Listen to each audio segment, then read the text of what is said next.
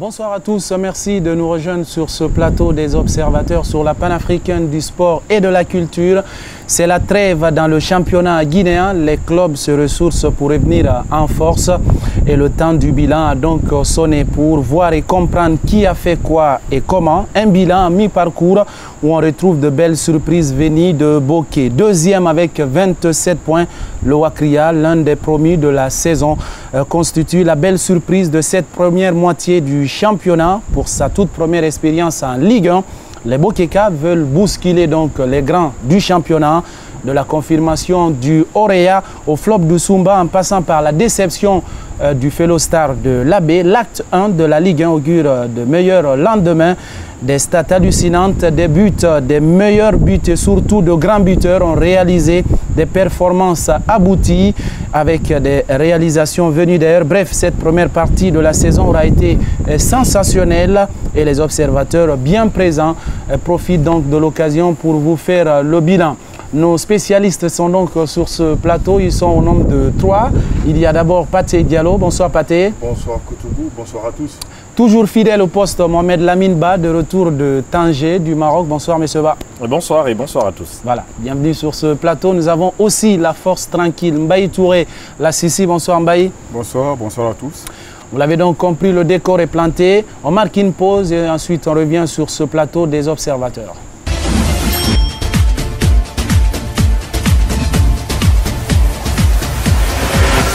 La Ligue 1 guinéenne se trouve en trêve en ce moment, vous l'avez compris, avec les 14 équipes engagées dans cette compétition. La saison sportive 2016-2017, on le sait bien naturellement, Pathé Diallo, il y a des surprises. Des surprises, c'est d'ailleurs ce qui a attiré en tout cas notre attention. Il y a le Wakria FC qui a été promu en Ligue 1 cette saison.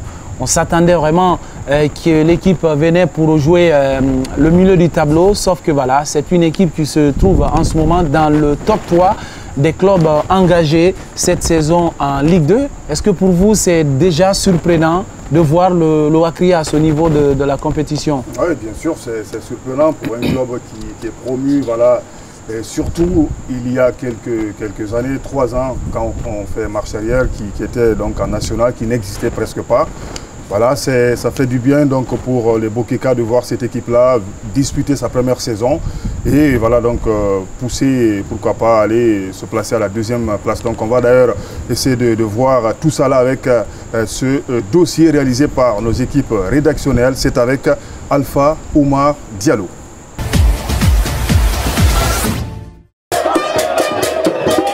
La première partie du championnat national de Ligue 1 s'achève avec sa note de surprise. Une surprise venue notamment d'un petit poussé, le Wakria de Bokeh, qui en toute évidence a déjoué les pronostics. Promu en Ligue 1 cette année, le club présidé par Minkailou Sampoun a connu la moindre défaite pour l'instant au sein de l'élite. La formation du Kakandé émerveille en revanche. En 13 matchs disputés, le demi-finaliste de la dernière édition de la Coupe nationale de Guinée a enregistré 7 victoires pour 6 nuls et totalise 27 points. Le WAC, c'est aussi 14 buts marqués contre 4 seulement encaissés. Une performance pour le moins étonnante pour un club qui vient à peine de découvrir l'élite. Cette prouesse inattendue permet au Wakria de Bokeh d'occuper la 2e place du classement derrière le Orea qui lui survole le championnat. Avec le même nombre de victoires que le WAC, le Afia de Mandjou Diallo se positionne à la 3e place mais avec 23 points. Le mythique club de Conakry, fondé en 1951, a longtemps été absent dans le top 5, mais avec 7 victoires, 2 nuls et 4 défaites, le triple champion d'Afrique termine ainsi la phase allée du championnat en beauté. S'il dispose d'une attaque étincelante avec 19 buts marqués, cependant, sa défense coule. Elle a encaissé 13 buts. Néanmoins, la bonne première partie du championnat permet au Afia d'entamer la seconde partie dans la sérénité. Enfin, l'association sportive des forces armées de Guinée, l'ASFAG, talonne de très près la légende. Avec 22 points, la formation militaire aura fait elle aussi une bonne première partie du championnat, saison sportive 2016-2017. Même si elle a quelque peu tâtonné, avec 5 défaites, 1 nul et 7 victoires, l'ASFAG, dirigée par Amidou Camara, a dû cravacher dur pour se hisser au 4e rang du classement. Toutes ces trois équipes ont vraiment répondu au premier acte du rendez-vous. Mais la grosse surprise est surtout venue de Bokeh avec un énorme Wakria acier qui a titillé plusieurs gros calibres de l'élite. Sauront-ils rééditer le même exploit lors de ces phases retour? La réponse, c'est au terme de la saison sportive 2016-2017.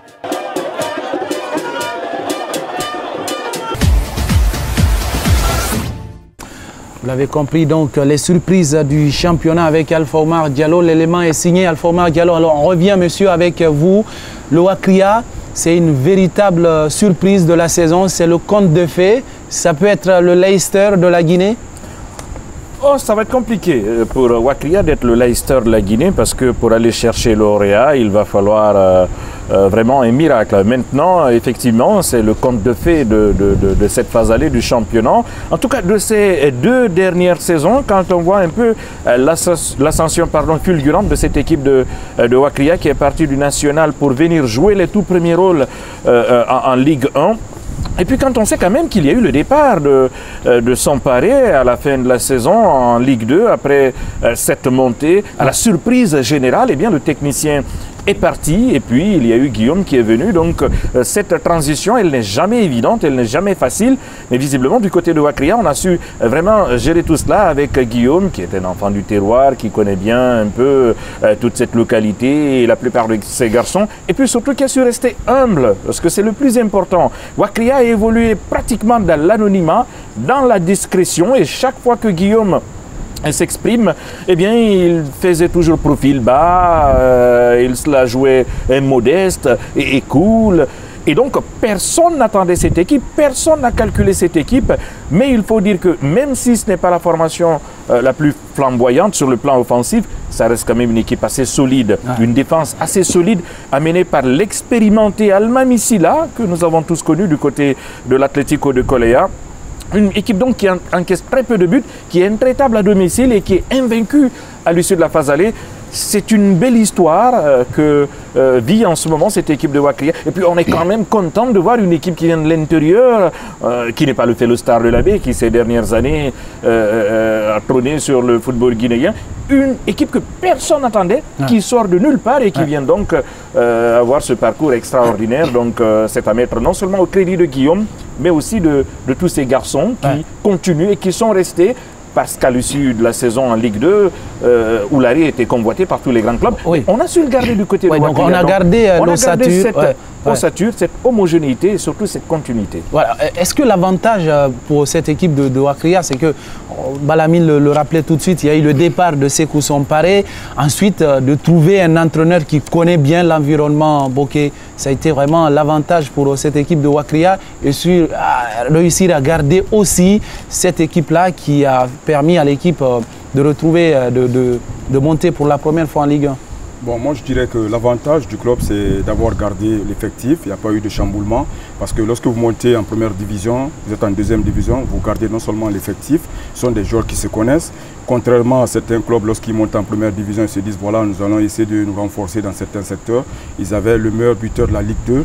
Et puis, Balamine l'a rappelé tantôt, il y a eu également l'arrivée, parce qu'il y a eu un remis-ménage au niveau de l'encadrement, où Samparay a cédé sa place à Guillaume qui est du terroir, qui connaît bien la région de Bokeh. Donc à ce niveau, je pense que il connaissait parfaitement cette formation avant d'arriver à la tête de l'encadrement. Donc cela non seulement a pu booster les jeunes, et puis surtout ce que j'apprécie beaucoup, au dire de bon nombre d'observateurs du côté de Bokeh, c'est que le président Sampou, il a un franc-parler. Vous savez, ce qui dérange un peu au niveau des clubs, lorsque vous dites à un joueur, si tu gagnes, tu as 5 francs, alors que contrairement aux autres clubs, quand ils disent aux joueurs, quand tu gagnes, tu as 5 francs, ils n'ont jamais les 5 francs en gagnant 5 matchs. Donc ça peut perturber un peu le club. Donc à ce niveau, je pense que non seulement l'effectif n'a pas changé, et puis le président joint l'acte à la parole, donc ça ne fait qu'avantager cette formation, surtout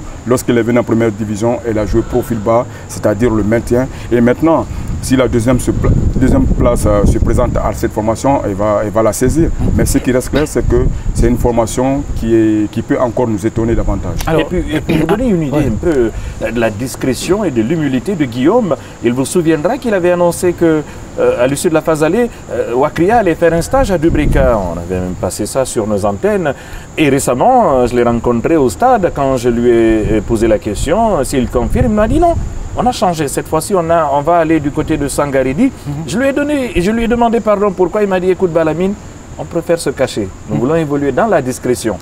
Voilà, évoluer dans la discrétion, et c'est d'ailleurs ça, en tout cas, la valeur de cette équipe aujourd'hui, qui n'évolue pas au regard des projecteurs, devant les projecteurs. Voilà, les gens les minimisent un tout petit peu, et la force de cette équipe aujourd'hui, c'est qu'elle est redoutable à domicile, et surtout, elle gagne des points, elle obtient des points en déplacement. Oui. C'est en tout cas les deux clubs pour l'instant, l'Ouakria et l'Orea, qui n'ont pour l'instant pas enregistré de défaite cette saison. Comme quoi, le football est assez paradoxal. On n'a pas besoin forcément d'être le meilleur ou d'avoir les meilleurs joueurs pour obtenir des résultats. L'exemple de Ouakria est là pour nous le confirmer. C'est surtout l'état d'esprit qui compte. Je pense que c'est ce qui fait la différence au niveau de Ouakria. Ces garçons-là ne se prennent pas trop au sérieux. En tout cas, ils gardent la tête sur les épaules. Il y a une ambiance extraordinaire, un état d'esprit extraordinaire. Avec cela, même avec des joueurs moyens, on est capable d'aller chercher des résultats, notamment face à des ogres que sont le Orea, le Afia ou la Escaloum. Voilà. Et si on peut parler de surprise, on ne parlera que du Ouakria. Il y a d'autres équipes qui vous ont étonné, surpris dans cette première partie de la saison?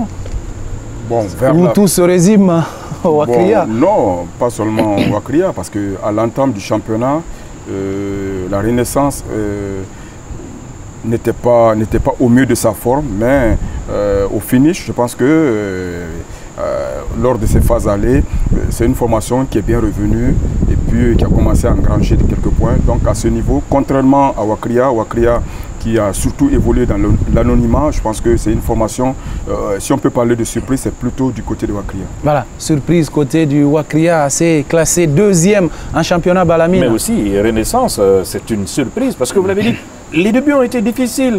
On a vu le coach Maléa à l'entame de la saison se bomber la poitrine, on veut être champion. Après, il a été sonné, secoué par les premiers mauvais résultats. Je pense qu'il s'est remis en question. Ouais. Il ne s'est jamais remis en question parce qu'il y a quelques jours, on l'a eu à notre micro, il a réaffirmé qu'il joue le titre de champion de Guinée. Bah, toujours est-il que, voilà, effectivement, les résultats sont venus par la suite. L'équipe s'est adaptée à la première division. Donc, c'est une belle histoire également pour cette équipe de Renaissance, puisqu'on ne l'attendait pas. Surtout que c'est les deux premiers d'ailleurs du classement la saison dernière en Ligue 2, la Renaissance et le Ouakria. Effectivement, donc on n'attendait pas trop cette équipe à ce niveau de la compétition. Donc, les deux belles surprises, à mon avis, c'est Ouakria et Renaissance. Okay. Pour l'Orea, c'est une confirmation. Vous l'avez donc compris. Cette fois-ci, si on parle de surprises, il y a aussi des déceptions. Pathé Diallo, on peut parler de l'AS Kaloum, on peut parler du Fellow Star de l'Abbé, les flops Sumba de Dubreka aussi. Oui, forcément, s'il y a des équipes, vous l'avez rappelé, comme le Ouakria ou encore Renaissance qui ont réussi quand même à faire de belles performances pour cette phase allée, il y a eu des équipes qui ont déconné, si on peut se le permettre, qui ont voilà, donc, laissé des points. C'est le cas de Fellow Star de l'Abbé, c'est le cas de l'AS Kaloum, ça peut être même le cas du Afia, puisque avec la dégringolade de l'AS Kaloum, on aurait pu au moins penser que le Afia pourrait voilà, donc, avoir la deuxième place. On va essayer de voir tout ça là, c'est avec ce papier signé, voilà, on le rappelle, Pierre Fatewa Diawara. C'est une saison de tourmente que connaissent l'association sportive de Kaloum, le Fellow Star de l'Abbé et le Sumba de Dubreka. Habitués à jouer les premiers rôles dans le championnat national, ces équipes vivent une misère. Après la manche allée de la saison, aucun de ces clubs ne figure même dans le top 5. Classée à une décevante 6e place, l'association sportive de Kaloum, qui se dispute ces dernières années la première place du championnat avec le Orea, n'est plus que l'ombre d'elle-même. La crise est passée par là. Après 13 journées, le sous-marin jaune ne totalise que 19 points. Un bilan terne de 4 victoires, 7 matchs nuls et 2 défaites. Un bilan loin de refléter l'association sportive de Kaloum de ces dernières années. Une même triste réalité pour le Fellow Star de l'Abbé. Le club de Fouta, qui sembla renaître de ses cendres après le départ de son emblématique coach Mandou Diallo, n'a pas résisté pour longtemps. Ces 2 dernières saisons, le Felo a toujours fini dans le top 3, mais cette saison, le club emprunte une courbe descendante et vertigineuse. À l'issue de la phase allée de la Ligue 1, le club pointe à la porte de la relégation à une 11e place avec 12 points, 3 victoires, 3 nuls et 7 défaites. On ne dira pas mieux du Sumba de Dubreka non plus. Le club de Negueya, qui donnait du fil à retordre à ses adversaires il y a encore une saison, est plutôt devenu l'équipe gagne-point. Une crise financière explique aussi la méforme du club de Dubreka, mais pas seulement. Après la phase allée du championnat, c'est la catastrophe pour le Sumba. Le club d'Abdul Wahab Benjeloun est lanterne rouge juste devant le dernier Coq de Koya. Avec seulement 9 points en 13 journées, il est aussi la pire défense du championnat avec 25 buts encaissés. Et l'équipe co-détient avec le Coq de Koya l'attaque la moins productive.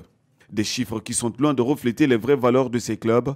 Toutefois, tout n'est pas encore perdu pour eux. La phase retour qui démarre dans 2 semaines devrait leur permettre de redresser la pente.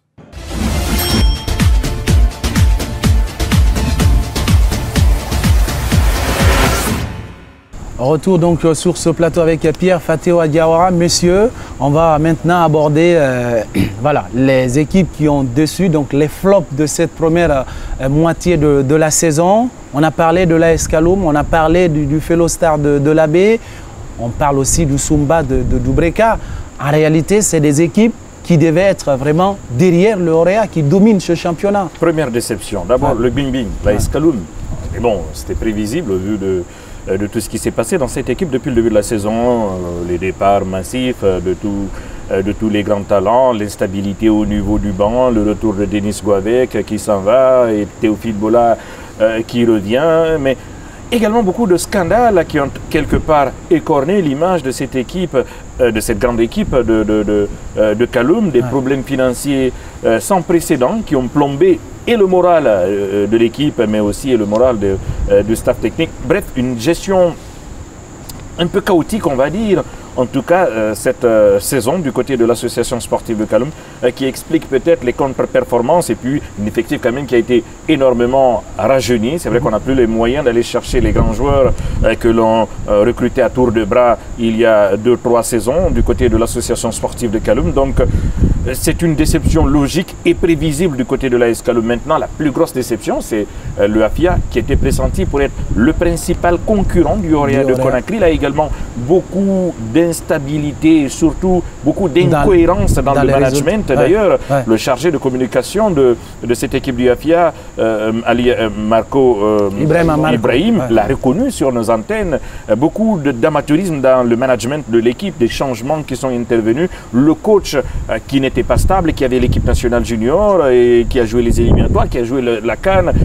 Bref, c'était compliqué pour cette équipe du Afia. Pourtant, en dehors du Orea, c'est le meilleur effectif qu'il y a dans ce championnat guinéen. Donc c'est une grosse déception. Malgré leur 3e place. Malgré leur 3e place, pour moi, c'est une grosse déception. Au vu des ambitions affichées par le président KPC, mais surtout au vu de la richesse de l'effectif et surtout de la qualité du technicien qu'il y a sur le banc du Afia, c'est une grosse déception pour moi. Alors comment vous pouvez comprendre exactement que le Felo Star de l'AB, parce qu'il parle du Afia, mais il y a le Felo Star de l'AB qui a terminé sur le podium la saison passée.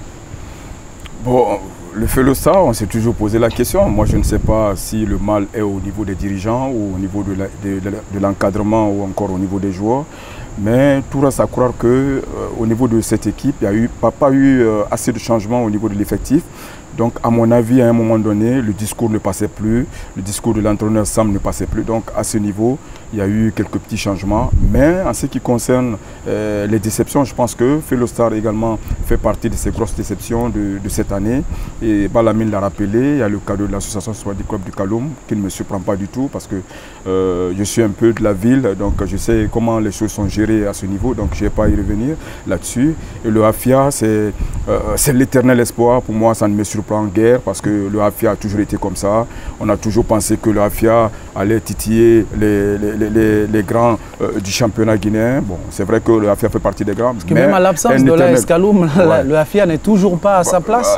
Le Afia n'est toujours pas à sa place. Donc c'est la déception éternelle pour moi. Donc ça ne me surprend pas du tout. Donc à ce niveau, le Afia a toujours été comme ça. Et puis lorsqu'il s'agit de jouer contre les gros cylindres du championnat, vous voyez un Afia conquérant. Vous allez même vous dire que cette équipe va jouer cette année le titre, mais au finish, on ne voit rien au niveau du management, au niveau du recrutement. C'est là où le bas blesse, au niveau même de l'encadrement, puisque au jour où je vous parle, l'entraîneur actuel ne fait pas l'unanimité au niveau du club. On a pris 6 joueurs qui sont partis en junior, 6 joueurs pour rien, parce que le 3e gardien de Afia se retrouve en sélection et puis ensuite on arrête le championnat et que ces internationaux reviennent et qu'ils soient battus par le Orea Athletic Club de Conakry par 4-0. Moi, je ne vois pas l'importance d'arrêter le championnat à cause de ces joueurs parce qu'ils n'ont rien apporté. Donc, à ce niveau... C'est le règlement qui le prévoit. Quand vous avez plus de 5 joueurs en sélection, obligatoirement, vous pouvez demander le report de vos matchs. Mais moi, j'ai envie de donner une petite anecdote, un exemple qui peut peut-être illustrer la gestion chaotique de cette équipe du Afia de Conakry. Pour le match contre Wakria à Boké, le capitaine du Afia devait se marier où? À Kamsar. Vous avez toute l'équipe qui était déjà dans la localité. Les dirigeants qui se déplacent pour Kamsar, qui assistent au mariage, qui reviennent à Conakry, après qui repartent pour jouer contre Wakria. Ils s'inclinent, ils reviennent. Bref, c'est une image qui illustre un peu la gestion chaotique quand même, qui peut peut-être expliquer le classement, la position, les performances du Afia. Voilà, juste une précision par rapport au Afia. Moi, ce qui me fait beaucoup plus, en tout cas, pourquoi je suis dessus beaucoup plus de cette équipe-là. Si on prend les 4 dernières années, les 3 dernières années, c'est une équipe presque où il n'y a pas eu assez de joueurs qui ont quitté. L'avantage voulait que l'équipe du Afia revienne avec la force et surtout, vous l'avez rappelé, il le disait tout à l'heure, c'est une équipe où il y a vraiment du talent. Il y a des joueurs, quand vous prenez les secteurs au niveau de la défense, le milieu de terrain, les attaquants, il y a vraiment de la valeur ajoutée, mais malheureusement, ça ne bouge pas. C'est une déception. Voilà, en tout cas, on verra tout cela dans quelques instants avec les chiffres dans cette émission. Alors, on a parlé des surprises, on a parlé des déceptions, on va parler des équipes qui ont confirmé.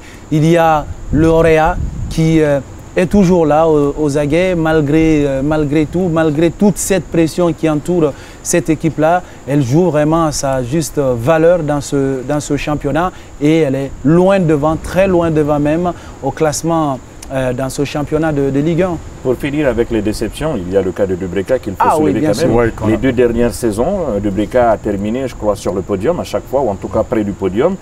Là, quand même, ils sont aux portes de la relégation. C'est une énorme déception.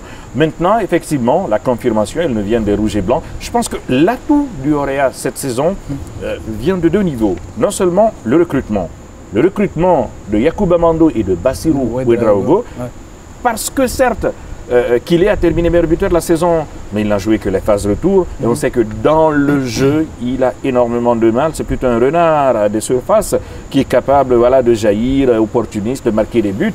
Mais avec l'arrivée de Bassirou Ouedraogo, on a vu un attaquant complet qui est capable de marquer des buts, de la tête, des pieds, qui est capable de servir de point d'appui à ses coéquipiers, qui est capable de se fondre dans le jeu. Et Yacouba Mando a apporté ce que Daouda Kamara a perdu en termes de percussion, en termes de technique et surtout en termes d'efficacité devant le but. Donc on a eu un trident exceptionnel devant du côté du Orea de Conakry. Et quant au milieu de terrain, vous avez des garçons comme Sankon qui a pris de la bouteille avec toutes ces rencontres qu'il a disputées, et notamment avec le Sili national. Bafour Sebe qui se retrouve, même si Brefo Mensa est une dilettante, il est aujourd'hui le véritable numéro 10, le meneur de jeu de cette équipe. Donc, quand vous avez tous ces garçons-là qui jouent à leur niveau, ça masque un peu les carences de la charnière centrale composée de Gal, d'Ibrahim Aminata ou de Ben Youssouf. Même s'il y a un problème sur le côté gauche, un problème récurrent, même si Khadim Ndiaye n'a pas été aussi souverain qu'il a toujours été ces dernières années en Guinée, ça donne une équipe quand même de gala du côté du Orea de Conakry. Et surtout, deuxième volet qui explique le succès du Orea de Conakry, c'est que le président a su être lucide. À un moment donné, il y a eu énormément de pression quand il y avait des contre-performances, ou même quand le Orea gagnait mais jouait mal. Il y a eu énormément de pression sur Antonio Soare, je vais y arriver, pour virer Victor Zvonka. Personnellement, moi je l'ai beaucoup attaqué, Victor Zvonka, dans nos émissions. Je me demandais ce qu'il peut apporter, ce qu'il a apporté à cette équipe depuis qu'il est là. Mais le président a eu la lucidité de le garder et de maintenir cette continuité. On sent que au fil des semaines, le discours, le projet de Zvonka est en train d'émerger. Et vraiment, je pense qu'il a été bien inspiré de le garder, de ne pas chambouler tout cela. Et c'est ce qui explique le parcours du Orea en championnat, mais aussi ses performances sur la scène continentale. Ça peut s'expliquer aussi par la profondeur du banc qu'a le Orea aujourd'hui? Oui, tout à fait. Moi, je pense que d'abord, le Orea a su garder son effectif. Et puis, il y a eu, le recrutement a été fait par rapport à la division offensive, parce que c'est là où le bas blessait. C'est à ces deux niveaux. Au niveau de l'axe central, il fallait trouver également un avant-centre de dimension internationale. Qu'il est, c'est vrai, c'est un véritable renard de surface, mais moi je pense que c'est un bon joueur du championnat guinéen, parce que de l'autre côté, partir à la conquête de l'Afrique, il faut un baroudeur. Et d'ailleurs, comme l'atteste son match avec l'Ittihad Riyadi de Tanger, je pense qu'aujourd'hui, le jeu un peu se repose sur cette division offensive. Et puis au niveau du milieu de terrain, il y a plusieurs options. On a Brifo Mensah, on a Baford qui n'est pas un véritable meneur de jeu, c'est un demi-relayeur.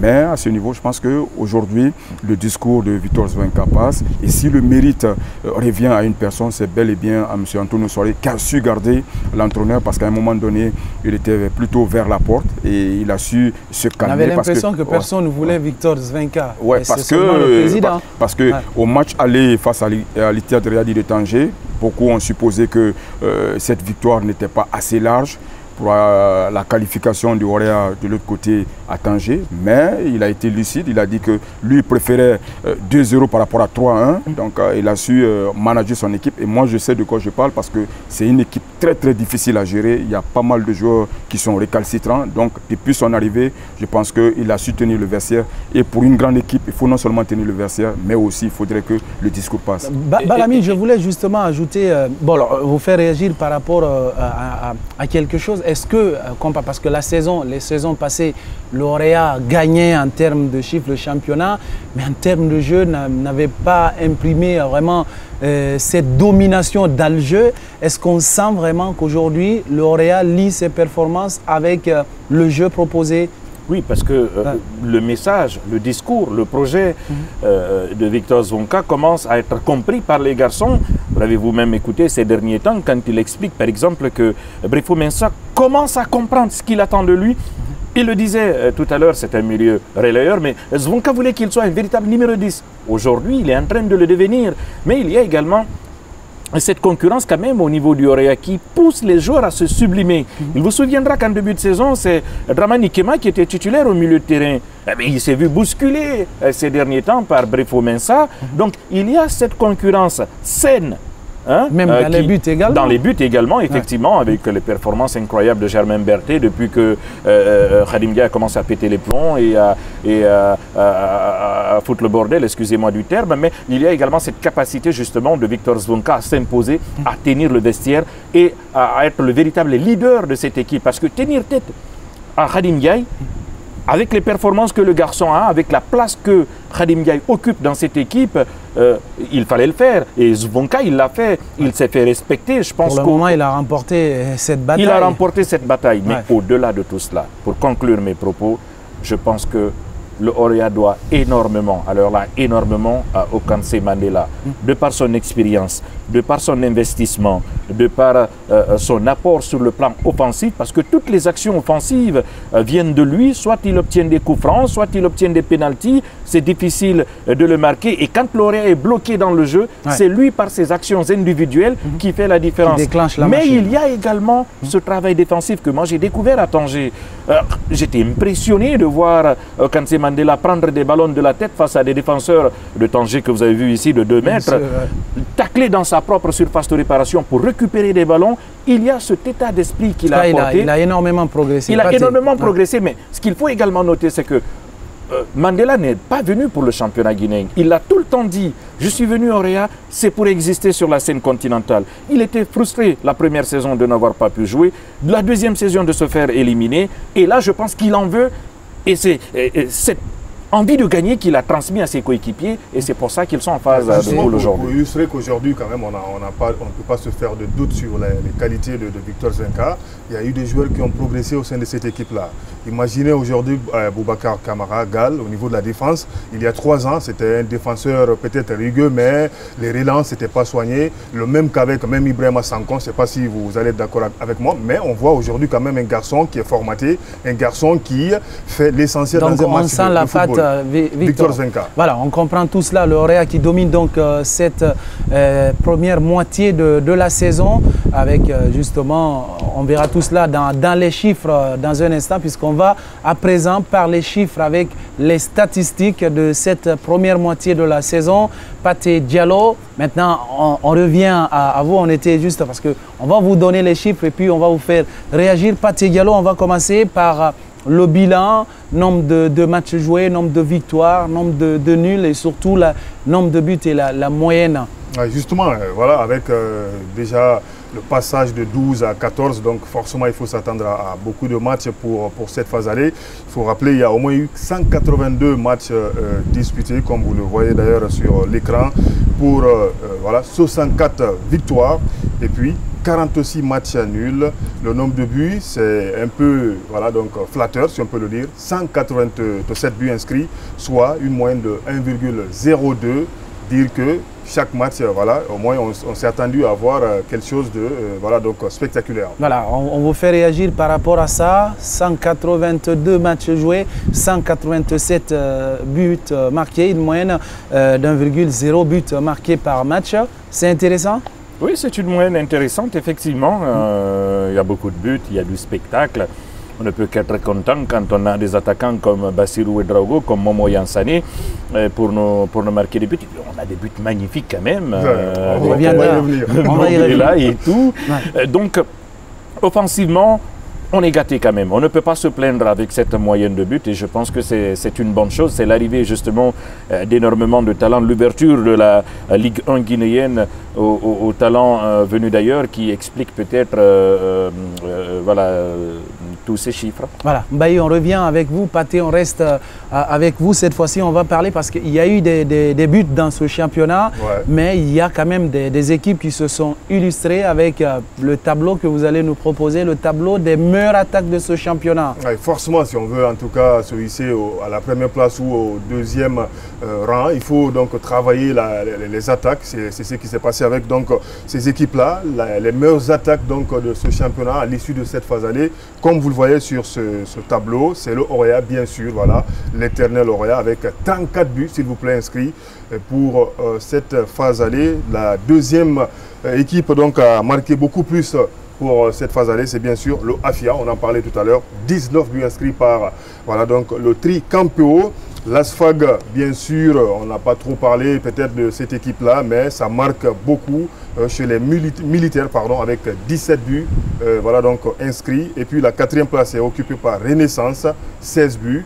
Et le 5e au niveau donc, de ce classement, bien sûr, des meilleures attaques, c'est le Wakria qui voilà, est 2e, qui ne marque pas peut-être beaucoup, mais qui se contente du minimum, 14 buts inscrits par le club de Boké. Voilà, on a parlé du Orea, on a parlé de Wakria comme surprise, comme Renaissance également. Ces deux équipes figurent dans le top 5 des meilleures attaques de cette moitié de saison.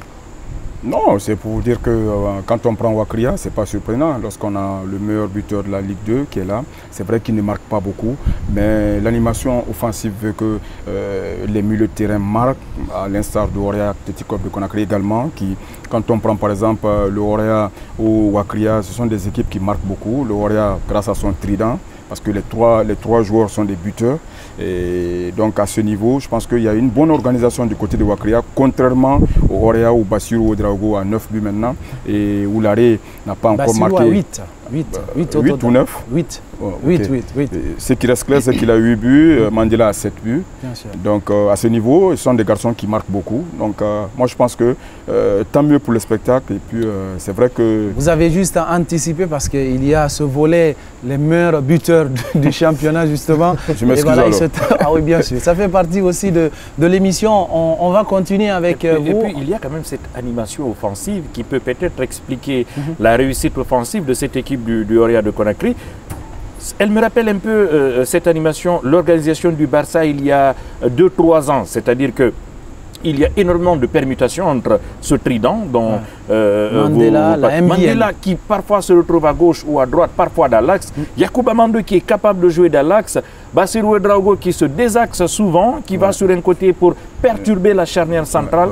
Il y a peut-être cette animation offensive également qui explique la réussite au niveau offensif du Orea. Voilà, animation offensive, mais il y a aussi une animation défensive, on va le rappeler. Il y a les meilleures défenses de ce championnat aussi. Oui, forcément. C'est dominé encore par l'Orea. C'est dominé par l'Orea, c'est dire que voilà, au niveau de l'attaque, ça marque. Si ça marque beaucoup chez les Rouges et Blancs de Matam, c'est bien sûr également, ça défend, malgré tout ce qu'on a dit tout à l'heure. Voilà donc la première place de ce top 5 des meilleures défenses de cette phase allée, c'est bien sûr voilà, le Orea qui occupe la première place, comme vous le voyez sur ce tableau, avec 3 buts seulement encaissés. Hein, voilà donc cette phase allée, c'est dire qu'il y a eu du boulot. La deuxième place, certes peut-être le Wakria qui ne marque pas, mais voilà, si le Wakria aujourd'hui est deuxième au niveau du championnat, peut-être c'est dépend voilà, donc, au niveau de sa défense, puisque cette équipe qui n'a pas perdu, encore le rappel, en championnat jusque-là, n'a encaissé seulement que 4 buts. La troisième place, c'est l'AS Kaloum avec 9 buts pris pour cette phase allée. Et le Satellite est quatrième avec 11 buts encaissés par voilà, donc, les poulains de Souleymane Kamara Abedi. Cinquième, c'est l'O Afia, l'Atlético de Koléa, le CI Kamsar, qui ont encaissé 13 buts au total pour cette phase allée. On ne vous quitte pas, on reste avec vous. Les plus mauvaises défenses de ce championnat également. Ouais, les plus mauvaises défenses, il y en a également donc, qui ont été touillées, si on peut le dire. C'est le cas du Sumba FC, on en parlait tout à l'heure. Si aujourd'hui le Sumba occupe la 13e place sur 14, en tout cas dans cette phase allée, c'est parce qu'il y a eu assez de choses qui n'ont pas réussi voilà, donc, au niveau de sa défense. Le Sumba a encaissé, s'il vous plaît, 25 buts à l'issue de cette phase allée, comme vous le voyez sur ce tableau. C'est décevant pour une équipe. Et la deuxième place, c'est le club voilà, donc, olympique de Koya, qui a également pris 20 buts voilà, donc, pour cette phase allée. Et puis le Fellow Star, qui était jadis peut-être l'une des meilleures défenses du championnat, qui a été trouillé au moins avec 18 buts encaissés. Et puis la quatrième place, c'est Renaissance qui a pris 15 buts. L'Asfag, peut-être qui marque beaucoup, mais qui encaisse également beaucoup. L'Asfag a pris 15 buts, donc qui est 5e dans ce top 5 des plus mauvaises voilà, donc, défenses de cette phase allée. En parlant de tout ça, il n'y aura pas de surprise, bien naturellement. Le Orea qui domine le classement général de ce championnat, le classement des meilleures attaques de ce championnat, le classement de meilleure défense. Derrière le Orea, au niveau des meilleures défenses, il y a le Wakria. Donc il n'y a qu'un seul but qui sépare le Wakria au Orea. Oui, c'est assez paradoxal parce qu'on a beaucoup indexé cette défense du Orea de Conakry. C'est parce qu'on est exigeant. Hein. C'est le champion de Guinée, c'est le club phare en ce moment. Et voilà. Mais parfois, on a tendance à oublier qu'il y a quand même 4 internationaux dans cette défense. 5 même, quand vous prenez Alseni Kamara, Alseni Bangoura, Ben Youssouf, Ibrahima Souma. Oui, bon, si ça va, Ibrahima Sori Bangoura, parce que Ben Youssouf est là, Ibrahima Aminata est là, que des internationaux, donc énormément de qualité, énormément d'expérience. Donc c'est tout à fait logique qu'il soit la meilleure défense du championnat, mais on est exigeant avec ce club parce qu'on n'est pas satisfait quand même du côté gauche et de la charnière centrale. Cela est tout à fait normal. Maintenant, Wakria, je l'ai toujours dit, le classement de Wakria s'explique par la solidité de sa défense et cela est à mettre au crédit notamment d'Alma Missila. J'insiste là-dessus. Moi, je le placerai. Alma Missila, le défenseur qui était à l'Atlético de Koléa. Excellent défenseur central, très technique. Alma Missila Lolo. Lolo, effectivement. Voilà, et donc, je le mettrai même dans l'équipe type de cette phase allée, moi. Donc, tout cela est logique. Maintenant, les pire défense, on retrouve Dubreka. C'est assez paradoxal quand même parce qu'il y a deux défenseurs assez expérimentés dans cette équipe. C'est Mohamed Bari, c'est Daouda Souma. On aurait pensé que, mais voilà, je pense qu'ils ont pris de l'âge et que quelque part physiquement ils sont peut-être un peu dépassés. Oui, c'est logique à voir vraiment ces meilleures défenses et les plus mauvaises défenses de ce championnat. Bon, les mauvaises défenses, moi ça ne me surprend pas du côté de Soumba de Dubreka parce que d'abord ils avaient perdu leur gardien de but qui était rentré lorsqu'Amara a plié les bagages. Et Oumar qui était un excellent gardien de but. Et puis il y a eu pas mal de changements au niveau de certains joueurs, mais il y a eu le vétéran Daouda qui est passé également par l'Oréa, à la charnière centrale qui avait donné une très grosse impression l'année passée, mais je pense qu'au niveau des finances, comme ça ne tient plus, peut-être qu'il y a le découragement qui s'en est emparé des joueurs. Mais en ce qui concerne par exemple l'Oréa, lorsqu'on parle de sa défense, c'est au niveau international où cette formation doit peut-être essayer de revoir sa copie. C'est vrai qu'on peut avoir des joueurs internationaux, on peut avoir de très bons joueurs, mais la complémentarité au niveau de l'axe central, tu peux avoir de très bons axes, mais si les joueurs ne sont pas complémentaires, c'est là où ça pose problème. Donc si on parle de la défense de Oréa, c'est plutôt au niveau de l'Afrique. Mais sur le plan national, je pense que... Au niveau de l'Afrique, ils ont marqué 9 buts, mais ils en ont encaissé 8. Ouais, mais sur le plan national, je pense que ces défenseurs sont assez rusés pour se faire prendre par des attaquants du championnat guinéen. Voilà, vous l'avez compris. Donc, c'est la première partie de ce bilan chiffré de la phase allée du championnat. Alors, Pathé Gallo, on a parlé des équipes, on a parlé des meilleures attaques, des meilleures défenses, mais on a concocté un 11 type également pour cette phase allée du championnat. Ça a été un exercice compliqué, difficile, mais on a pu quand même faire sortir... C'est clair, on a réussi quand même en tout cas à sortir une équipe. Peut-être que Balamine ou Mbaye vont recruter à la longue. C'est dire que s'il y a eu des équipes qui se sont illustrées, c'est grâce forcément à des individualités. Donc nous vous proposons ce tableau pour ce 11 type donc, de cette phase allée. Il est inévitable, voilà, donc en tout cas, de reconnaître que au niveau de la ligne de but, nous avons pris, même si ces derniers temps ça ne va pas avec le Oréa, c'est bien sûr Radim Diaye, voilà, donc qui occupe les buts de cette équipe type. Comme vous le voyez, au niveau de la défense, il y a bien évidemment Bouba, voilà, donc Aboubacar Kamara, Gall, également qui joue du côté du Oréa. Il y a Mohamed Ali Kamara, voilà, donc du Afia, Alseni Kamara, Alseni qui tantôt parfois se retrouve sur le côté droit de la défense, parfois sur le côté gauche. Donc on ne pouvait pas concocter une équipe type sans parler de ce garçon qui évolue, on le rappelle, du côté du Oréa. Il y a également Nabila Youssouf Kamara de l'ASFAC, ce garçon en tout cas qui nous a épaté en cette phase allée. Au niveau du milieu de terrain, il y a également 3 joueurs qui ont été choisis. Ibrahima Souri Sankon, forcément du Oréa. Bafour Sebe, voilà, le métronome si on peut l'appeler également de cette équipe des Rouges et Blancs de Matam. Il y a également Louseni Kalissa. Peut-être ça va vous paraître un peu étonnant, mais ce garçon, on a promené en tout cas nos caméras, on a senti que si le Wakria aujourd'hui quand même est deuxième, c'est en partie, pourquoi pas, grâce aux qualités de Louseni Kalissa. Et puis du côté comment on appelle, de l'attaque, il y a également 3 joueurs qui nous ont marqué. C'est Momo Yansane du Afia, comme vous le voyez sur ce tableau, Bassirou Ouedraogo du Oréa et puis Okansé Mandela, voilà donc du Oréa. Et le coach bien sûr de cette équipe, c'est pas Balamine, c'est pas Baye, c'est bien sûr Victor Zenka. Il ne peut pas être quand même des entraîneurs, même si Balamine était l'entraîneur. J'aurais aimé être à sa place. Voilà. Balamine avec une telle équipe quand même. Balamine était l'entraîneur d'ailleurs de l'équipe de 6 qu'on avait éliminé récemment. Et surtout, vous avez été pointé du doigt. Alors c'est du 4-3-3 ou c'est du 4-3-3 qu'on a concocté. C'est vrai que c'est très difficile, c'est un exercice compliqué, faire un 11 type avec des milliers de joueurs qui se sont illustrés dans cette première partie. Est-ce que vous avez trouvé ce 11 type logique? Logique.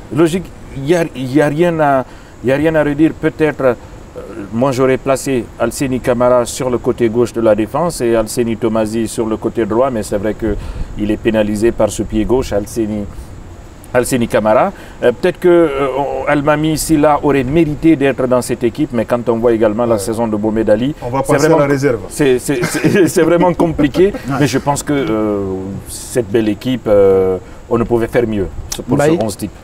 Ouais, je pense que, bon, même si peut-être ça ne fera pas l'unanimité à 100%, mais à 80%, je pense que c'est la meilleure équipe possible. Et peut-être que ceux qui ne sont pas retrouvés, qui sont illustrés comme le défenseur central de Wakria ou encore il y a un jeune milieu de terrain du Felostar qu'on appelle Gérard. Ouais. Également, Gérard, qui est un très bon joueur. Je pense que il est handicapé par voilà, la performance de son équipe. Oui, tout à fait. Bien sûr. Voilà. Donc moi je pense que c'est une très bonne équipe qui a une très bonne allure.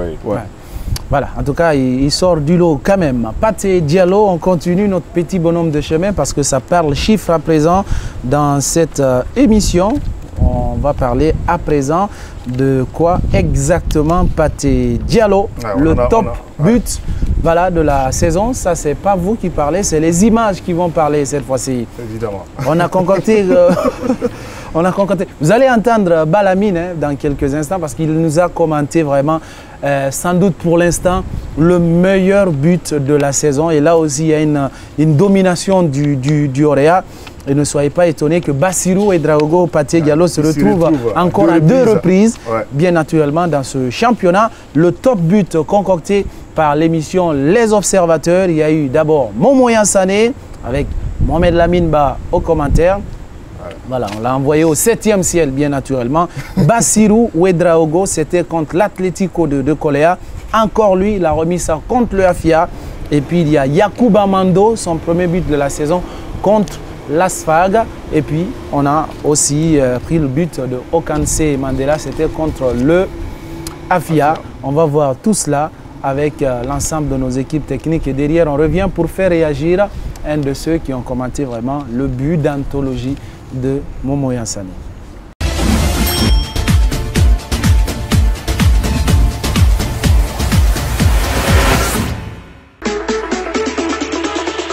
C'est Karamba qui va allonger vers la tige qui tente une déviation. Attention, retourne! Quel but magnifique! Oh là là là là là là! Quel but venu d'ailleurs de la part de Momoyan Sané, qui retrouve de la plus belle des manières le chemin défilé à la lisière de la surface de réparation. Il tente de retourner acrobatique et parvient à l'Obéaké. Et ce ballon qui vient se loger dans la lucarne gauche du gardien de la salle de Sigiri.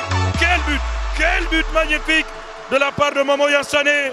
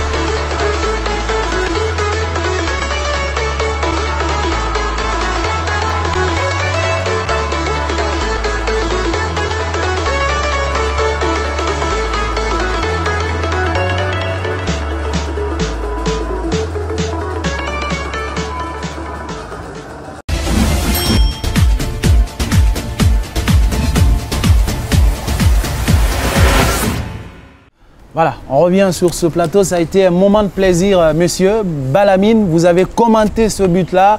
Ça fait le tour quand même des réseaux sociaux. Momoyan Sané, il a été extraordinaire. C'est le bonheur pour tout journaliste de commenter ce genre de but. Oui, c'est l'instinct du buteur. Momoyan Sané, c'est cette jeunesse, cette fougue, cette insouciance. En tout cas, il y a tout dans ce geste de Momoyan Sané. Il y a de la réussite également. Un garçon qui est en pleine confiance en ce moment, qui tente un geste incroyable, improbable. En tout cas, personne ne s'y attendait et qui réussit. Donc, c'est pour cette raison que nous aimons le football. Et voilà, c'est un geste magnifique. Ça m'a fait vibrer. Vous pouvez reprendre tout cela encore sur cette antenne? Vous vous souvenez de vos mots? Ah oui, ah oui. Bon, je ne me souviens plus de ce que j'ai dit sur le coup. Voilà. On est transporté, on est plus soi-même. Voilà. C'est magnifique. On devient fou. On devient fou. Ouais. Il m'a rendu fou. Mbaye Touré, quel est le but qui vous a beaucoup plus marqué? Parce que l'année dernière, on a vu, il y avait le but de Ibrahima Sory Sanko qui était le meilleur but de la saison. Cette année, c'est Momo Yansane pour l'instant, parce qu'il reste encore beaucoup de matchs à jouer. Ouais, moi, c'est un avant-centre que j'aime parfaitement bien, mais bon, souvent, j'ai l'impression qu'il se met tout seul la pression. Mais avoir son but, je pense que pour moi, c'est le meilleur but des phases allées.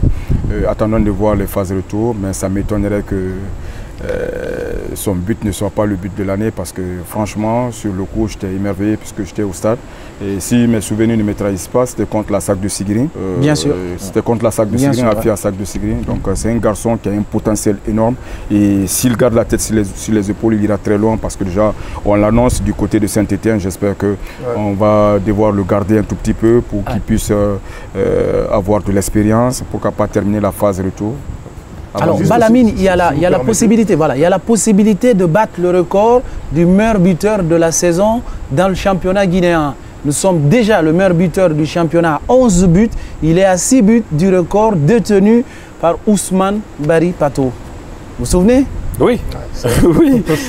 Et je pense qu'au vu de sa phase allée, s'il continue, il a de fortes chances de battre ce record parce qu'il tourne à quoi?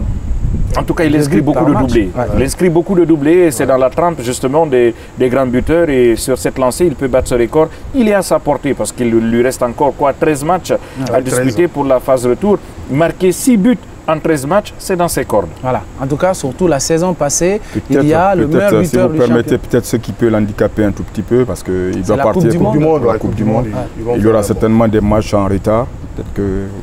Il y aura quand même des matchs à retard. Non, mais moi j'ai juste envie de commenter peut-être le but comment on appelle, de Yagouba Mando. Son premier but, vous l'avez rappelé tout à l'heure. Certes, oui, le but du jeune, comment on appelle, Momo Yansane est vraiment somptueux. Mais quand on voit la conception avec Yagouba, il y a de quoi. Peut-être, vous vous rappelez très bien, où c'est défait de toute la défense et puis d'aller mettre ce ballon au fond, ça inspire quand même. Voilà. Il faut être Yagouba pour le faire. Un slalom. Il y a surtout ce but de Kansé Mandela. C'est un Burkinabé. Ah oui. C'est Yacouba, pas Yagouba. Yacouba. Yacouba Mondo. Chez nous, on appelle ça Yagouba. Voilà. On ne vient pas du foot. Alors, on voit le but aussi. On a vu le but de Mandela aussi. Vous vous souvenez de ce but contre le FIA? Pichenette et puis voilà. Il se donne lui-même le ballon. Il s'est fait lui seul. Lui seul, le but contre le FIA, ça a été vraiment extraordinaire de la part de Kansé. Je n'ai pas envie de commenter ce but parce que quand je parle de Mandela, je ne suis pas lucide. Je ne suis pas. Vous n'êtes pas Balamine. Je ne suis pas. J'adore tellement ce garçon que je suis dithyrambique. Donc bravo à celui qui l'a envoyé au Roland, bien sûr. Monsieur et Touré. La personne même est sur ce plateau. C'est lui qui l'a envoyé. Effectivement, oui. En tout cas, merci de nous avoir amené vraiment ce bijou qui émerveille le public. Il a montré encore une nouvelle fois lors du dernier match de la phase allée du Orea. C'est lui qui a battu Renaissance, buteur, passeur. Il a été tout simplement phénoménal. Okansé Mandela. Messieurs, nous sommes arrivés à la fin de l'émission. On n'a pas oublié quelque chose. Le tableau des meilleurs buteurs du championnat avec dominé par Momo Yansane, 11 buts. Pathé Gallo, je vous aide justement. Et puis il y a Bassirou Ouedraogo qui a 8 buts et Mandela qui a égalé son record de la saison passée, 7 buts au total, parce que l'année dernière, il avait marqué 7. Et déjà, il est à 7 buts avant la phase allée. Surtout, c'est le même passeur aussi. Hein, oui, bien sûr. Donc, il est sur la même dynamique et on espère bien qu'il va continuer sur cette lancée et qu'il va être récompensé parce qu'il n'a pas encore marqué en compétition africaine cette saison. Oui, voilà. Puisqu'on est à la fin de cette émission, je pense que, puisqu'on est à l'heure du bilan également de cette phase allée, moi j'ai un message à adresser à la Fédération guinéenne de football et à son président Antonio Suarez, c'est de faire en sorte que les commissions soient rapidement constituées au niveau de la fédération parce que ça évolue à pas de caméléon et ce n'est pas normal. Ouais. Il y a énormément de choses à changer, notamment au niveau de la commission centrale des arbitres. lors du dernier match au stade du 28 septembre entre le Orea et Renaissance. Je ne sais pas si vous avez remarqué le 4e officiel. C'est incroyable. Une dame, une certaine Salima Touba ou quelque chose comme ça, qui n'a jamais officié un match en Ligue 1 et qui se retrouve 4e arbitre. Imaginez que Mohamed Lamine ait un accident, par exemple, et qu'elle soit obligée vraiment de le remplacer. Ça traduit le laisser-aller qu'il y a au sein de cette commission centrale des arbitres. Il n'y a plus de relève parce que les gens sont recrutés n'importe comment, par affinité, par intérêt, et même dans la désignation des arbitres, dans les notifications. Aujourd'hui, vous avez des magouilles au sein de cette commission centrale des arbitres. Il y a des arbitres parfois qui sont désignés, qui partagent leur prime avec leurs responsables. Le flop de cette première partie de la saison. La prime de l'arbitre, c'est 600 000. Parfois, on peut vous proposer, quand il y a un match qui est décalé, dans une notification, on vous met sur le match, vous prenez 300 000, vos responsables prennent les 300 000, vous prenez 200 000, ils prennent les 400 000. C'est une réalité. Les arbitres savent de quoi je parle, je ne les accuse jamais gratuitement. Donc il revient justement à la Fédération guinéenne de football, le président Antonio Soare, de diligenter la mise en place des commissions pour qu'il y ait un toilettage au sein de cette commission centrale des arbitres. On a l'impression quand même qu'au niveau de cette commission, c'est presque les mêmes têtes. C'est vrai que voilà, il y a des changements à la tête de la Fédé. Il y a par exemple, il y a un arbitre qui a officié entre 6 et 7 fois le Wakria dans cette saison. C'est incroyable, c'est inimaginable, c'est pas possible. Vous retrouvez parfois les mêmes arbitres derrière les mêmes équipes et c'est inadmissible. Voilà. En tout cas, c'était le coup de gueule, justement, qui vient fermer portes et fenêtres de cette émission. Coup de gueule de Mohamed Lamine Baye, peut-être ça sans doute le flop, le baroul, si on peut le dire comme ça. On appelle comme ça, il y a Barna, les tops. Et Baroul. Voilà. Attention, quand tu dois parler Wolof, il faut me consulter. Je suis à Dakar, moi. Monsieur Dabo va apprécier. Bien sûr. Allez, c'est sur cette ambiance, belle ambiance, sur ce plateau que nous allons refermer, en tout cas, l'émission Les Observateurs, en espérant vous retrouver la semaine prochaine sur le même plateau avec le même plaisir. Merci, messieurs, d'être passés là. Merci, monsieur Ba. C'est toujours avec un plaisir. Monsieur Touré, merci. Le plaisir est partagé. Et puis il y a aussi un autre Diallo. Lui, c'est Pathé Diallo. Merci, monsieur Diallo. Merci, ça fait plaisir. Merci à toutes nos équipes techniques qui nous ont accompagnés, qui nous accompagnent toutes les semaines afin de vous proposer et de réaliser cette émission. Belle émission, Les Observateurs, avec le même plaisir. Et puis, check. Voilà, santé, messieurs. C'est Stevie. Voilà, c'est Stevie. Sauf que voilà, les autres, vous ne les voyez pas, mais ils sont avec nous. Merci. On boit à votre place.